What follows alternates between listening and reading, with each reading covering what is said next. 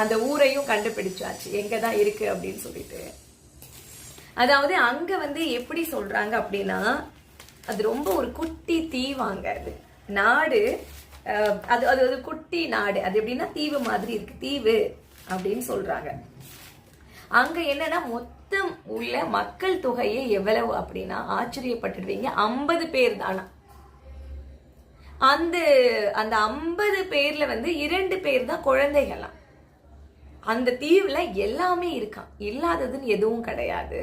ஆனா 2 குழந்தைங்க இருக்காங்க அப்படின்றதுனால அங்க ஸ்கூல் மட்டும் கிடையாதான். ஸ்கூல் மட்டும் அந்த குழந்தைங்க வெளியில போய் தான் படிச்சுட்டு வராங்க அப்படின்னு சொல்றாங்க.